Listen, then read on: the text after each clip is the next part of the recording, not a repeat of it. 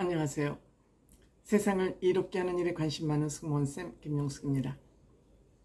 윤석열 대통령의 아버님께서 별세하셨습니다.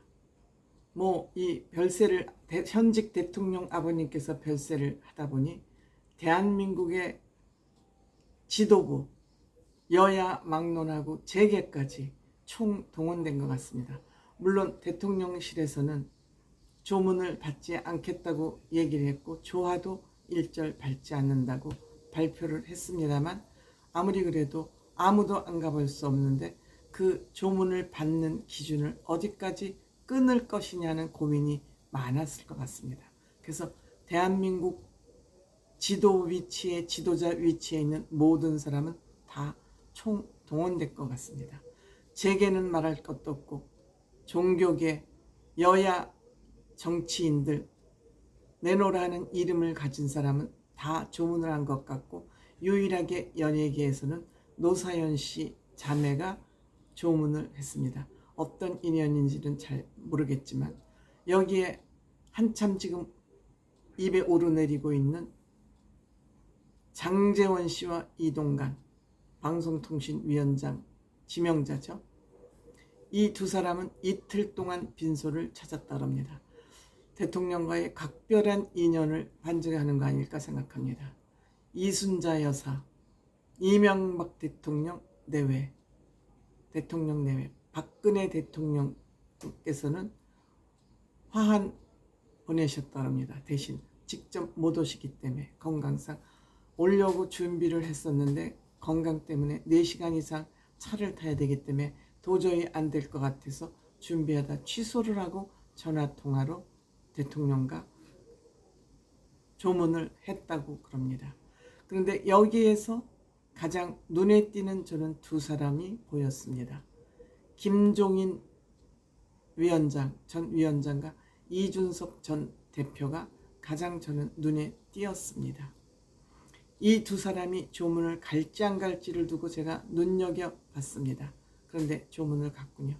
잘한 일이라고 생각이 듭니다. 저는 이 두 사람이 조문 간 걸 보면서 이 윤석열 대통령 아버님께서 사랑하는 아들을 위해서 어떤 메시지를 남기고 가셨다고 생각합니다. 그 얘기는 뭐냐 하면, 본인이 별세를 하심으로써 윤석열 대통령과 반대 위치에 있던, 비판적 위치에 있던 사람들과 손잡아라, 같이 어깨동무하고 가라, 이런 기회를 마련해 준 거 아닌가, 저는 혼자 그런 생각이 듭니다. 물론 김종인 대표는 서강대 경제학과 교수를 했기 때문에 같은 윤석열 대통령 부친하고도 학문을 같이 교류했을 것으로 생각이 됩니다. 통계학도 경제학의 한 분야이기 때문에 그렇죠. 그래서 특히 생전에 서로 교류가 있었기 때문에 당연히 오셔야 됐지만, 어쨌든 윤석열 대통령하고는 서먹서먹한 관계일 수밖에 없습니다. 또 이준석 대표는 내부 총질이라고 공식적으로 이준석 대표를 비판을 해서 이들 다 두 사람하고 관계는 서먹서먹할 수밖에 없지만, 이 빈소에서 조우함으로써 이분들은 윤석열 대통령은 당연히 고맙겠죠. 이렇게 서먹서먹한 관계임에도 조문을 해주니 고맙겠죠. 그래서 아마 미국 갔다 왔기 때문에 이 조문을 해준 분들에게 어떠한 방식으로든 감사의 뜻을 전할 것이고, 그 감사의 뜻을 전하는 것이 계기가 돼서 내년 총선을 대비해서 마음을 합치지 않을까, 저는 이런 생각이 듭니다.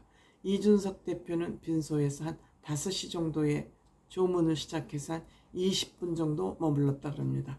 그 20분이 혼자 앉았다 왔는지, 다른 정치인들하고 얘기를 하다 왔는지, 아니면 대통령하고 또 얘기를 나눌 시간이 있었는지 모르지만 대통령이 개인적인 얘기를 나눌 시간은 없었을 것으로 생각이 됩니다. 그러면서 이준석 대표는 평소 강직한 아버님의 성품을 받아서 이어받아서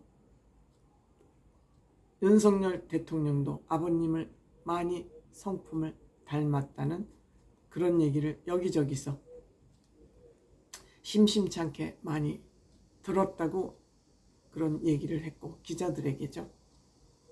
그리고 모든 이 어려움을 추모객들과 함께 슬픔을 이겨냈으면 좋겠다라는 덕담을 남겼습니다. 이번에 제가 여기에서 제 개인 얘기를 해서는 안 됐습니다만, 저희 시아버님께서 돌아가실 때 저희 아들 문제가 하나 좀 굉장히 풀려야 되는 일이 하나 있었습니다. 그런데 그것이 풀리느냐 안 풀리느냐에 따라서 우리 아이의 장래가 굉장히 중요한 영향을 받을 수 있는 그런 문제였습니다. 그런데 아버님이 돌아가시면서 우리 아들아이의 문제가 풀렸습니다. 다름 아닌 그 빈소에 추모로 오신 지인을 통해서 문제가 풀렸습니다. 굉장히 중요한 문제였는데, 그래서 저는 아버님이 돌아가시면서 우리 아들에게 큰 선물을 주고 가셨구나 이렇게 생각했어요. 그러고 나니까 우리 아이도 조상에 대한 고마움, 제가 이제 그렇게 얘기를 했어요. 할아버지께서 너한테 굉장히 큰 선물을 주고 떠나셨다. 고맙게 생각해야 된다. 할아버지 제사나 이런 거 굉장히 고맙게 생각하고 잘 모셔야 된다. 이렇게 생각을 하고 그 얘기를 했습니다. 그래서 우리 애가 지금은 본인은 성당에 다니지만 성당 가서 늘 명절 때 추모 미사를 반드시 한다고 합니다. 그만큼 제가 이제 그 얘기는 제 개인 생각으로 했는데 본인도 그렇게 생각이 드니까 제 얘기를 듣고 조상의 음덕을 소중하게 생각하는 것 같습니다. 제가 이번에 이준석 대표가 윤석열 대통령 빈소에 조문하는 걸 보면서 그러한 일이 일어나기를, 왜냐 내년에 선거에 이겨야 되잖아요. 지금 수도권이 위험하다 그러잖아요. 중도가 지금 다 등 돌리고 있다 그러잖아요. 이준석 대표가 만약 지난번에